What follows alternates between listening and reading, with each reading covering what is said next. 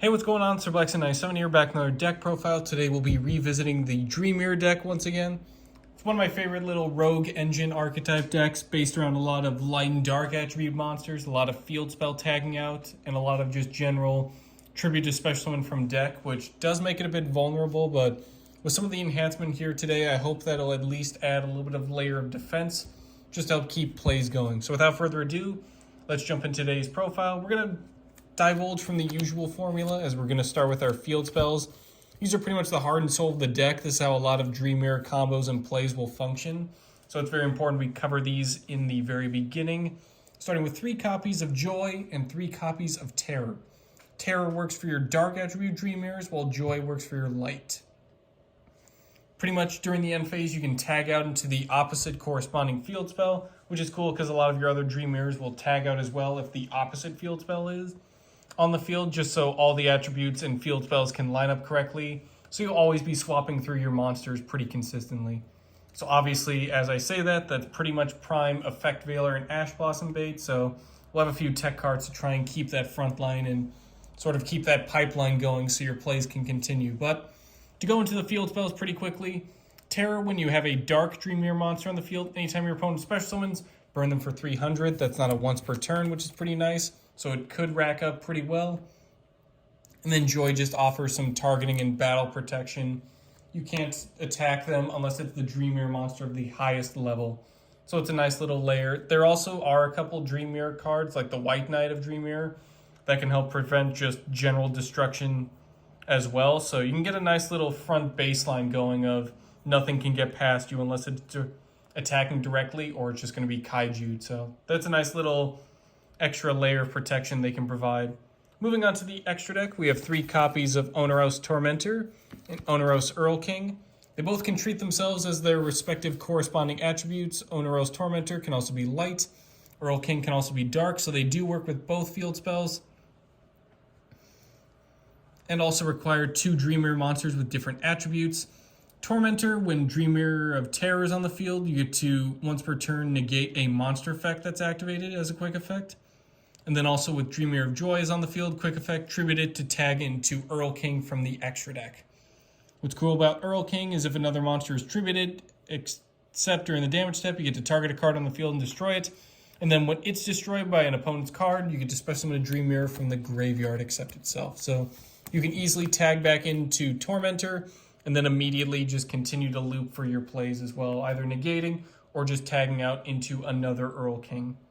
So definitely want to max out on those for sure. Some tech cards we have. We are running 2 copies of Starving Venom. Got a nice little set of effects. We are running plenty of dark attribute monsters. Not enough to run Allure of Darkness consistently, but enough that we can get out Starving Venom whenever we most likely need to. What's cool is if it's fusion summoned, you get to make it gain attack equal to a special summon monster from your opponent's field. Also, you get to target a level 5 monster your opponent controls. You get to replace its name and effect for a turn. And also, when it's as a fusion summon card, if it's destroyed, you get to destroy all special summon monsters your opponent controls. Kind of a nice little string of effects just to gain attack, gain effects, or just blow everything up.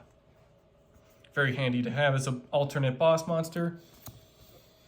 Up next, we have Barricade Board Blocker. During the end phases, the field spells will banish themselves to correspond and tag out to each other, but in some cases, you can get them to the graveyard, but we also have a couple continuous spells that are really useful. So, Barricade Board Blocker, during the end phase, you get to discard a card, and then during the end phase, it'll activate to grab a continuous spell or field spell back from graveyard to hand. So, if you do have a couple of external resources you want to retrieve, definitely invest in a Barricade Board or 2. Up next, we have a bit of a Nightmare Core with 2 Cerberus, 2 Phoenix, 1 Unicorn, and 1 Griffin. They all have effects to discard a card and then apply effect. If they're a co-linked, you get to draw a card. Phoenix lets you target and destroy spell or traps. Cerberus is for targeting and destroying special summon monsters. Unicorn lets you target and spin back a card to the deck. And then Griffin lets you target and set a spell or trap from the graveyard. You can't activate that turn, but it is nice if you do want to retrieve some of those continuous spells as well, and then just sit on them for when your turn comes around again. They also have some unique effects where Phoenix prevents co-linked monsters from being destroyed by battle. Cerberus is for protecting by card effects.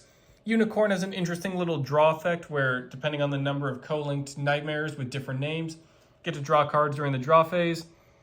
And then also Griffin kind of shuts down effects unless they are coming from linked monsters.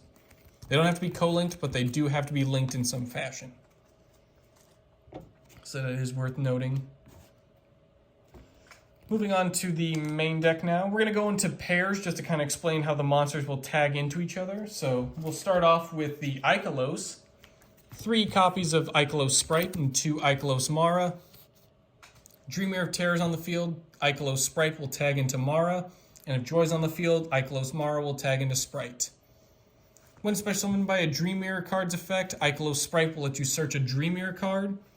And then YuGiOh Mara will let you special summon a card from hand. Pretty easy to switch between them. Definitely want to max out on Sprite as it is going to be your archetype searcher. And probably max out on Mara, but I find 2 copies to be pretty efficient regardless. Moving on to the Morpheus set, we have 2 Morpheus Black Knight and 1 Morpheus White Knight. Morpheus Black Knight lets you target and destroy a card on the field, and then Morpheus White Knight will let you protect your Dream Mirror cards from being destroyed by battle or card effects this turn. So this is another layer added on with the Dream Mirror of Joy as well, as you can get a pretty good front baseline of just nothing can get past me targeting attack-wise, and if they do, they're not going to destroy me. Up next, we have the Neroy set. These cards are a bit different as they came out later in sort of the archetype's lifespan, so they aren't really built around tagging into each other, but they are definitely worthwhile to showcase. We'll start with Neroy Trader separately, as it is pretty much our 1-card starter just to get this whole archetype going. If you do want to invest in some stuff like Small World to swap in between your cards, definitely want to search out for a Neroy if you can. Pretty much if it's normal or special summon, you get to add a Dream Mirror Disciple Neroy from deck to hand. Also, you can make this card become light. You can tribute 1 other Dream Mirror monster to choose a Dream Mirror monster from your deck with a different level than the tributed monster. Add a Dream Mirror of Joy or Terror, whichever is listed on that card. Add that field spell to your hand, then special summon that monster. So it's a great way to, again, get your play started. So you could theoretically choose Sprite, choose Dream Mirror Terror, special summon your Sprite, and then immediately apply that Terror. Or you could do the vice versa of special summoning YuGiOh Mara and then your Dream Mirror of Joy. So that way you could immediately tag into your YuGiOh Sprite and get that search off. You can do a ton of different combos.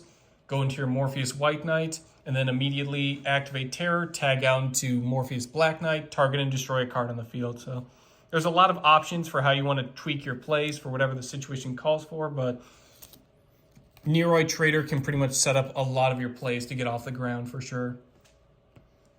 Now, it does mention Neroy the Dream Mirror Disciple in its card text, but regardless, this would be a 3 of, even if it wasn't mentioned. If you control a Dream Mirror monster on the field, you can just special summon this card from your hand. You can make it dark. Special summon by the effect of a Dream Mirror monster. Activate this effect. If Dream Mirror Joy is on the field, return a spell or trap your opponent controls, bounce it back to the hand. Also after that, if Dream Mirror Terror is on the field, draw a card, then shuffle 1 card from your hand into the deck. There are ways to put multiple field spells onto the field, so it may seem a bit weird as if, oh, is this a mirror match? No, you can actually give your opponent a Dream Mirror spell as well to kind of mess with, and that does work as well to your advantage. So it's definitely to consider as well. They have their own version of like set rotation or metaverse, if you will. So pretty cool stuff regardless. Moving on to some external engines, we are running a bit of a danger engine as well. This is just in case we have a bricked hand, we can at least go into some sort of discarding, setting up our graveyard for our chaos monsters in the side deck, or just getting out more field presence on their own. Pretty much you reveal them in your hand, shuffle your hand, your opponent randomly chooses a card to discard. If they don't discard the card you revealed, you get to special summon it, but if they do, Danger Bigfoot lets you target a face-up card your opponent controls, destroy it. Thunderbird targets a set card. Nessie searches out different dangers. Jackalope lets you special summon a danger from deck, and then Tsukinoko special summons itself. If they do special summon without being discarded, you get to also draw a card, kind of similar to Nightmares, but for the most part, you'll be applying their discard effects as well as just their summoning effects as well, just to get some pretty powerful monsters on the field. Moving on to the spell lineup, we're running 3 copies of Phantasms. This is definitely a continuous spell to max out on. When it's activated, add a Dream Mirror monster from deck to hand. If Joy is on the field, all Dream Mirror monsters gain 500 attack and defense. If Terror is on the field, your opponent's monsters lose that 500 attack and defense. Definitely something to search out with Barricade Board Blocker as well if you need some recovery. But it's also just great to max out on, as you do get some good searching from that. On top of, stuff like Neroy Trader as well. Or Ikelos Sprite.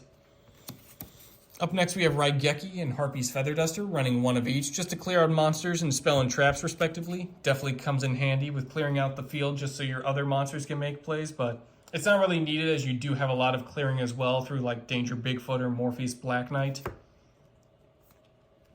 For some draw power, running Triple Tactics Talent. Like I said, this deck is prime hand trap bait with any sort of effect or card that's going to negate an activation or just destroy a card.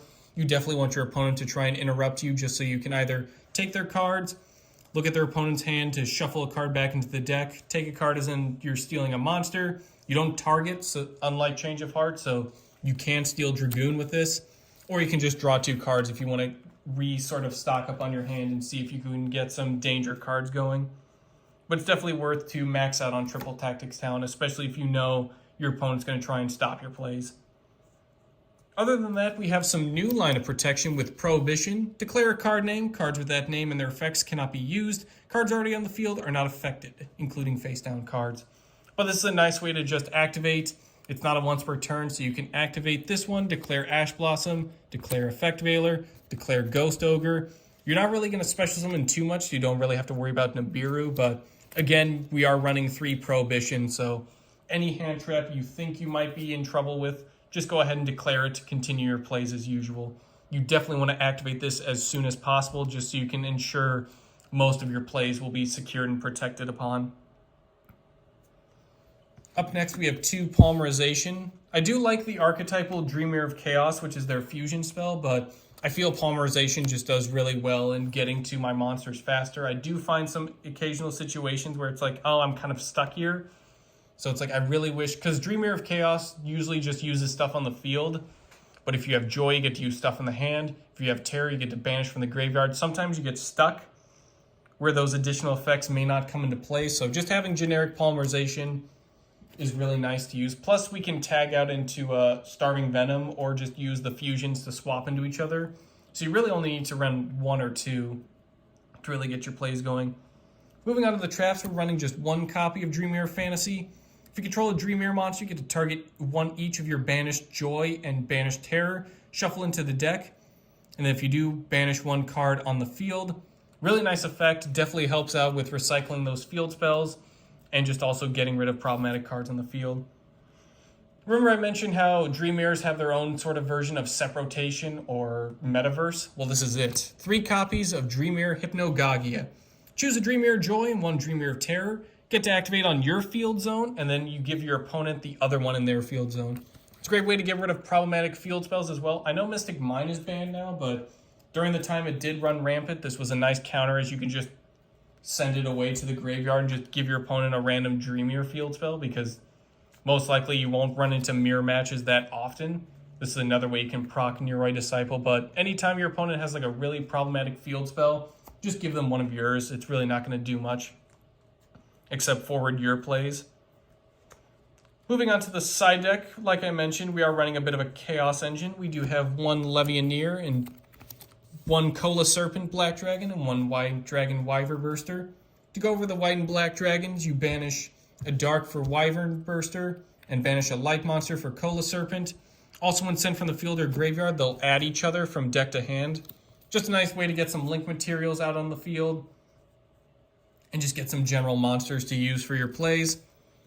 Levianeer, you get to banish a combination of 3 light and dark monsters to special summon. If you only use light, you get to special summon a monster from your graveyard. If you only use dark, you get to shuffle a random card from your opponent's hand into the deck. And if you use both light and dark, you get to destroy up to 2 cards on the field as non-targeting. Very helpful to have another alternate boss monster as well. If your graveyard's full of Dream Mirrors that you don't really think you can use of anymore, and you're not running stuff like Pot of Avarice, go ahead and banish them for Levianeer and start your plays that way. We're also running 2 Jizukiru Kaiju and 2 Radiant Kaiju, just to again fill up the graveyards with those light and dark attributes. And plus we have plenty of effect destruction that we don't really have to worry about their high attack values.